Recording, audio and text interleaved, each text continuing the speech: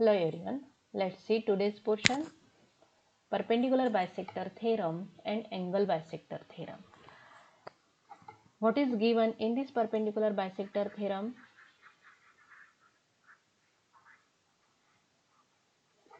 Here one segment AB is given here and line L is a perpendicular bisector of this segment AB. Perpendicular, that means this angle is of 90, bisector means these two segments. If we consider this is M point, then AM is congruent to MB. If you take any point P on this perpendicular bisector, then this point P is equidistance. हा point P equidistance असतो, म्हणजे सारख्या अंतरावर असतो. कोणापासून? तर end points, या segment A बीच्या एंड पॉइंट्स. मग एंड पॉइंट्स कोणते आहे? ए आणि B. That means segment A P is congruent to P B. आता बघा, म्हणजे याचा अर्थ काय झाला, जर कोणताही पॉईंट घेतला याच्यावरचा तर तो सारख्या अंतर आहे. इथे कोणता क्यू पॉईंट घेतला तर A Q is congruent to Q B. आता त्या व्यतिरिक्त समजा इथे if this segment and is congruent to this segment, then this point is on the perpendicular bisector. हा जर पॉइंट परपेंडिक्युलर बायसेक्टर वर असेल तर हे सेगमेंट कॉन्ग्रंट होतात. याचाच कॉन्व्हर्स काय होतो, हे सेगमेंट जर कॉन्ग्रंट असेल तर हा पॉइंट परपेंडिक्युलर बायसेक्टर वर आहे असा त्याचा अर्थ होतो.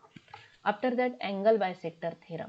दिस is angle ABC is given, ray BQ is an angle bisector and there is Q point which is on the angle bisector. हा Q जो point आहे तो angle bisector वर आहे. Then in such case segment AQ is congruent to segment CQ. हे सुद्धा त्याच पद्धतीने आहे, AQ is congruent to CQ. याचाच कॉन्व्हर्स कसा? If segment AQ is congruent to segment CQ, then point Q is on the bisector of the angle. तर अशा पद्धतीने हे दोन थेरम मी वर्गामध्ये सुद्धा घेतलेले आहे आणि हे या पद्धतीने जसे मी इथे लिहून दिलेले आहेत त्या पद्धतीने तुम्हाला लिहायचं आहे. After that properties of inequalities of sides and angle.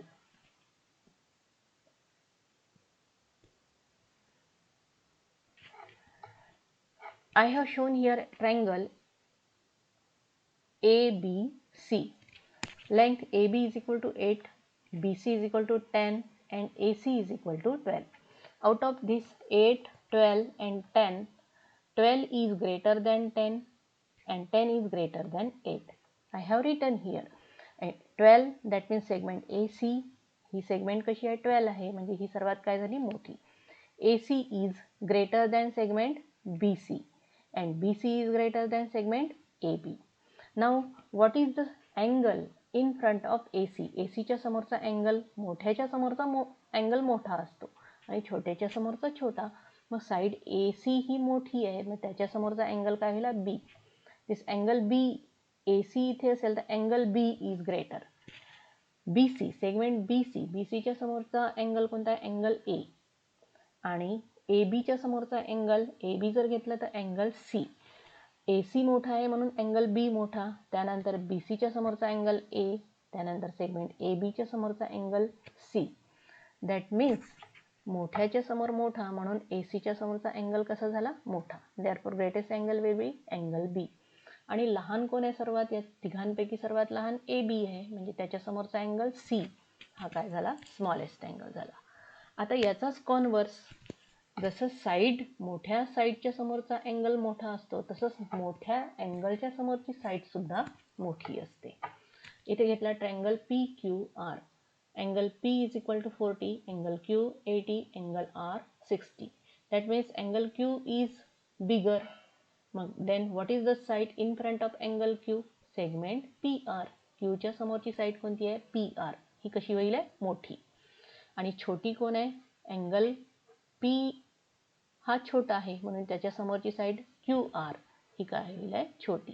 तर या पद्धतीने सेम आहे, दोन्ही सेम आहे, फक्त इथे साइड्स घेतल्या आहे साइड आणि इथे काय घेतलेला आहे? अँगल घेतलेला आहे.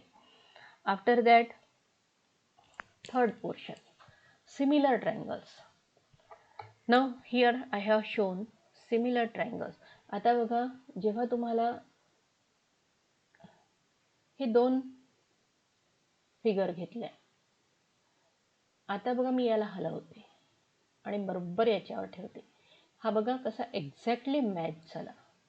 हा बघा याची अँगल सुद्धा आणि साईड सुद्धा एक्झॅक्टली मॅच झाला. तर याला म्हणतात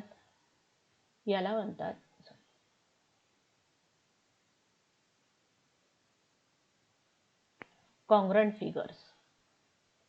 त्याला कोणत्या म्हणतात? Congruent figures. आता मी दुसऱ्या फिगर घेते.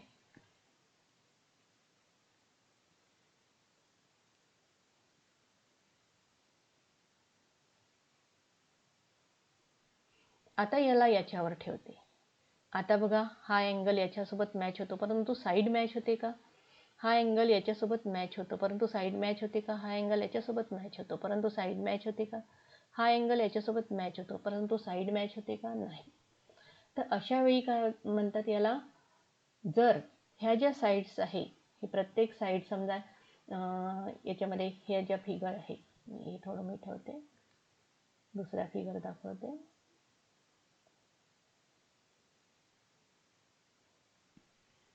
This is one triangle and this is another triangle.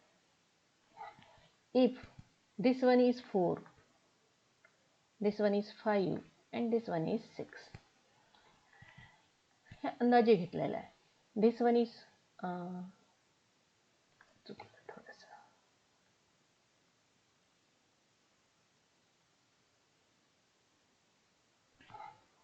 this one is 2, 3 and 4, 4,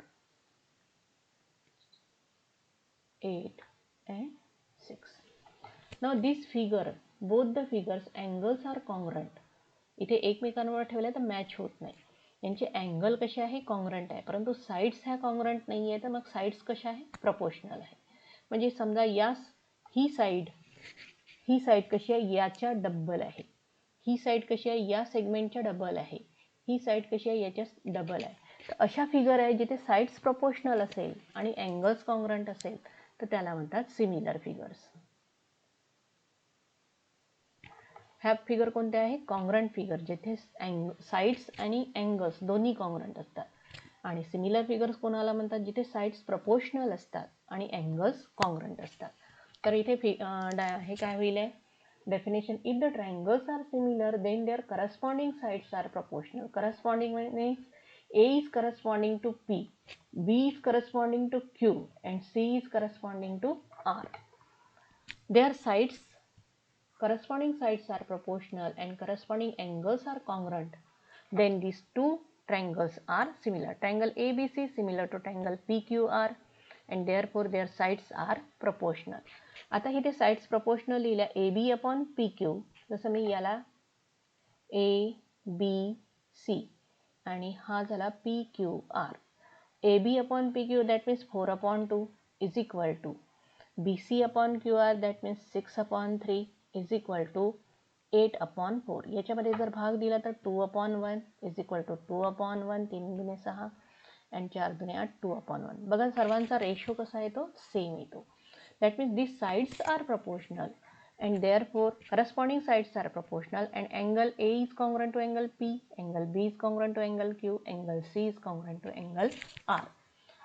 That means these two triangles are similar, then their sides are proportional and angles are congruent. After that,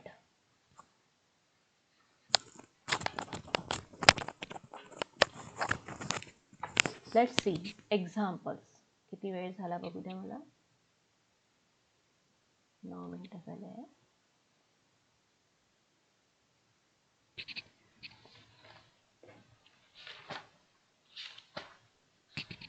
Practice set 3.4.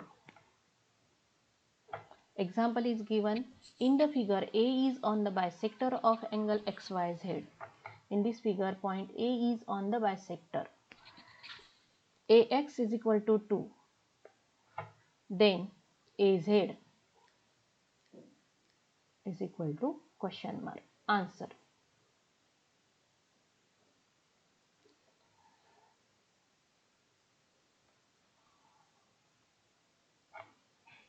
In the figure, point A is on the bisector of angle XYZ. y, z. And therefore by angle bisector theorem, segment AX is congruent to segment AZ. If these two segments are congruent, that means AX is equal to AZ. What is the value of AX? 2 centimetre दिलेला आहे का? हो. 2 centimetre is equal to AZ. तर असं अगदी सोपं असं हे उदाहरण आहे.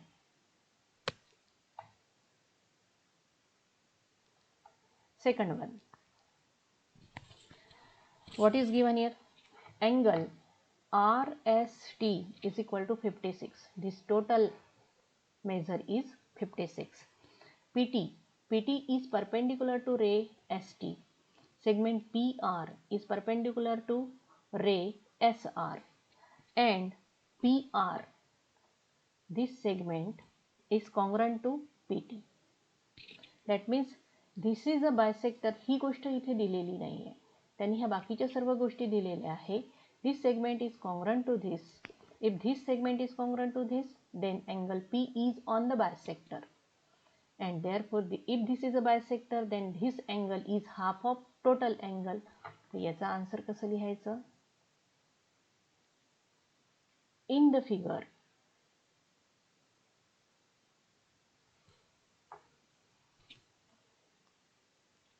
segment PT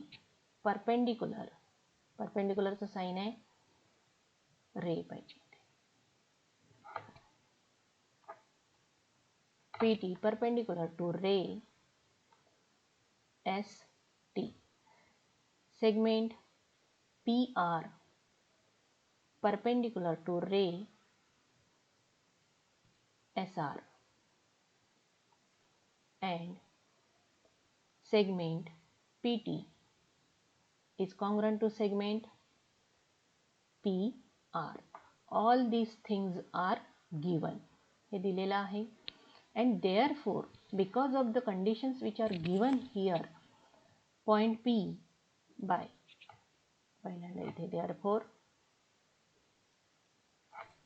therefore by angle bisector theorem, point P is on the bisector of angle SP. Angle SP नहीं होता, angle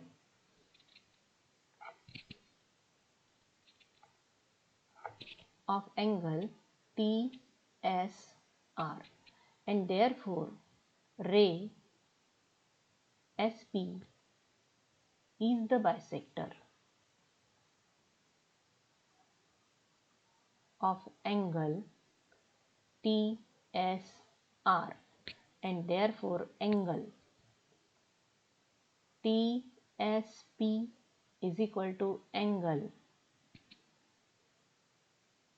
PSR is equal to 56/2 is equal to 28 degree. अशा पद्धतीने हे रिझनवर सुद्धा इथे सर्व आलेलं आहे. Third one, in triangle PQR, PQ is equal to 10, QR is equal to किती वेळ झाला ते बघू द्या मला, म्हणजे मला तिथे स्टॉप करता येतं. 14 मिनटं झाले. मी हेच एक्झाम्पल समोर घेते.